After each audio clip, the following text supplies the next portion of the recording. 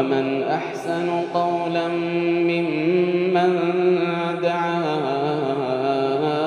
إلى الله وعمل صالحا ومن أحسن قولا ممن دعا إلى الله وعمل صالحا وقال إنني من المسلمين.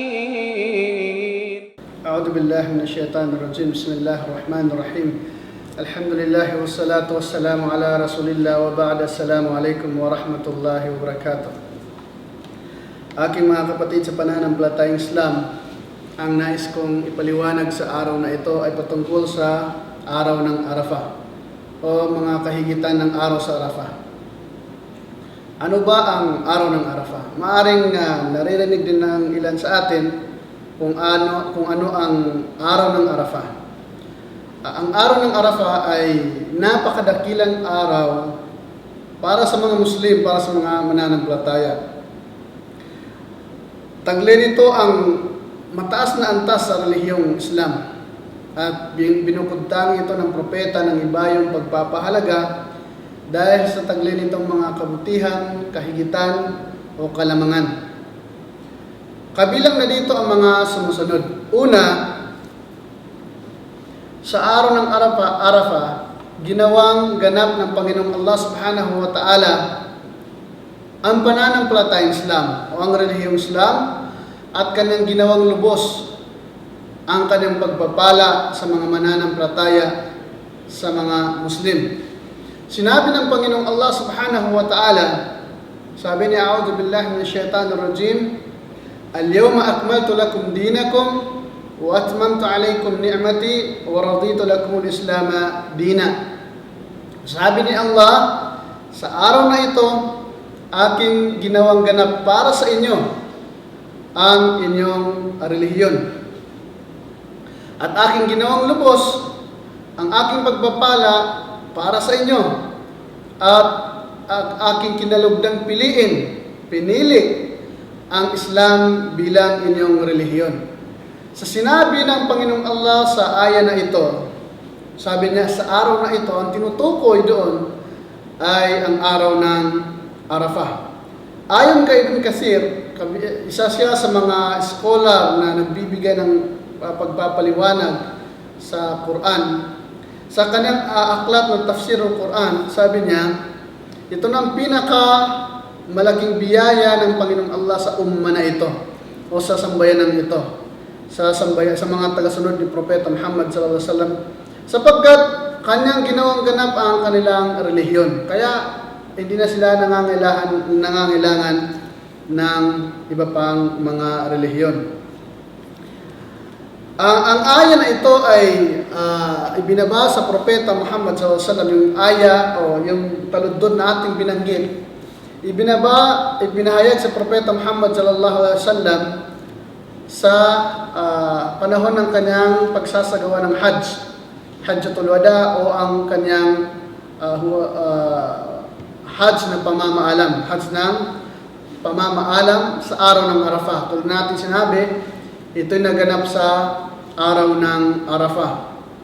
Isang ulat mula kay Umar bin Khattab radiyallahu anhu, sabi niya, mayroong isang lalaki mula sa mga Hudyo na sabi niya, pinuno ng mga mananampalataya, mayroong isang aya o taludtod sa inyong aklat na inyong nababasa. Kung ito lamang ay binaba sa aming mga Hudyo, ay ipagdiriwang namin ng malaking selebrasyon ang araw na ito. Sabi ni Umar, sabi niya, aling araw ang iyong tinutukoy? Sinabi ng lalaking yaon, sabi niya, ang aya na al-yawma akmaltu lakum dinakum. At ang sinabi ni Umar, sabi niya, tunay na batid namin ang araw na ito. At ang lugar kung saan ibinaba ng Panginoong Allah sa Propeta Muhammad sallallahu alaihi wasallam na siya'y nananatili sa Arafah, sa araw ng Biyernes, yung Jum'ah. So, yun ang unang kahigitan at kalamangan ng araw ng Arafah. Ang pangalawa ay sabi dito sa aklat natin binabasa, sabi niya, annahu yaksur fihi al-'itq min an-nar wa yubahillahu bi ahli al-mawqif al-malaika. Sabi niya, sa araw na ito, pinakamarami o maraming pinapalaya ang Panginoong Allah subhanahu wa ta'ala mula sa kanyang mga alipin, mula sa apoy ng impyerno. Pinapalaya niya sa araw ng Arafah ang maraming tao o kanyang alipin, tao man o jinni, mula sa mula sa apoy ng impyerno. At maliban doon, ipinagmamalaki ng Allah sa mga anghel ang mga kanyang mga alipin na nananatili sa araw ng Arafah. Isang ulat mula kay Aisha radhiyallahu anha, sabi niya, katotohanan ng Propeta Muhammad sallallahu alaihi wasallam kanyang sinabi, sabi niya, wala ng araw na pinakamaraming pinapalaya ang Allah mula sa kanyang mga alipin, mula sa impyerno o apoy ng impyerno kaysa araw ng Arafah. At tunay na siya ay lumalapit sa kanyang mga alipin. At pagkatapos, ipinagmamalaki niya ang mga taong nananatili sa Arafah, ipinagmamalaki niya sa mga anghel. And then, sasabihin niya, ma'arada haula, itatanong ng Panginoong Allah sa mga anghel kung ano ang nais ng mga aking alipin. Which is, alam din niya kung ano ang tunay na nais ng mga kanyang alipin, kung bakit nandoon sa Arafah. Subalit, yun ay mamalaki lamang ng Panginoong Allah subhanahu wa ta'ala sa kanyang mga alipin, ipinagmamalaki niya sa mga anghel.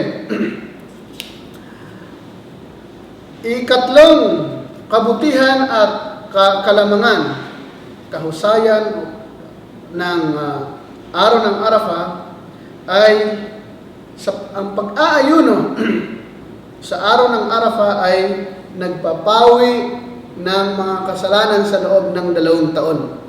Okay, ito'y para sa mga taong hindi nagsasagawa ng Hajj. Dahil ang mga taong nagsasagawa ng Hajj, sa araw na yaon, sila'y nasa Arafah. At hindi ka nais-nais na sila ay mag-ayuno. Dahil kailangan sila malakas sa kanilang panalangin, sa kanilang paggawa ng mga kabutihan at mga paggunita sa Allah subhanahu wa ta'ala. Subalit ang mga taong ang mga Muslim sa buong mundo na hindi nagsasagawa ng Hajj ay sunnah at yun ang katuruan ng propeta at kanyang sinabing napakahalaga, mabuting gawain at kanais-nais na mag-ayuno sa araw ng Arafah, kung saan ang gantimpala nito ay pagbabawi ng mga kasalanan sa loob ng 2 taon. Masya Allah.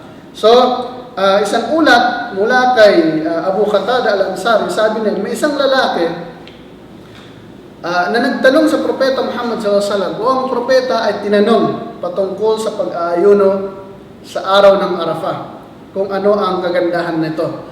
Ang sagot ng Propeta Muhammad SAW, sabi niya, ahtasibu ala Allahi ay yukaffir as-sanata allati qablahu wa as-sanata allati ba'dahu. Sabi niya, ako'y umaasa, ipinapanalangin ko sa Allah subhanahu wa ta'ala na kanyang patawarin ang mga kasalanan ng kanyang alipin na nag-fasting, nag-ayuno sa araw na yaon sa loob ng 2 taon. Yung taon na yon at yung kasunod na taon. So, ibig sabihin mga kapatid, sa madaling salita, ang pag-ayuno sa araw ng Arafah sa mga tao hindi nagsasagawa ng Hajj ay napakahalaga sapagkat kapag nag-ayuno ka sa araw na ito at tumpak, tamang yung pag-ayuno, hindi nasira, inshallah, bibigyan ka ng Panginoong Allah subhanahu wa ta'ala ng malaking gantimpala kung saan patatawarin ng Allah subhanahu wa ta'ala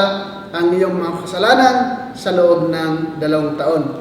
Okay, ang pinakahuling babanggitin natin na kabutihan ng araw ng Arafah ay ang dua o panalangin sa araw ng Arafah ay siyang pinakamainam, siyang pinakamagandang panalangin.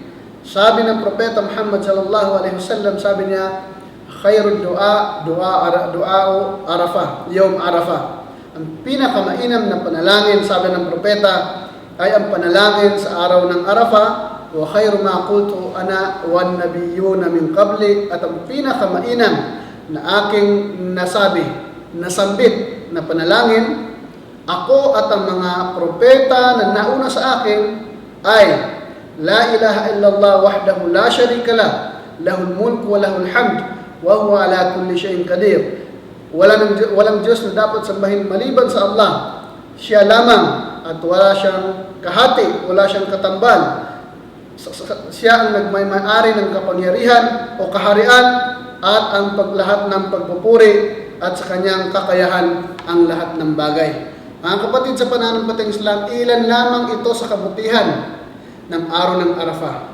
So samantalahin natin ang mga kabutihan nito upang sa ganun ay makamit natin ang malaking gantimpala ng Allah subhanahu wa ta'ala, dahil hindi na natin alam kung buhay pa tayo sa susunod na taon. Maraming salamat sa inyo. Naway naging mahusay at naging kapakipakinabang ang ating pagpapaliwanag sa ating paksa sa araw na ito. Maraming salamat sa ating mga kapatid na manonood. Hanggang sa muli, tayo nagpapasalamat sa mga taong laging sumusubaybay sa ating programa. Assalamualaikum warahmatullahi wabarakatuh.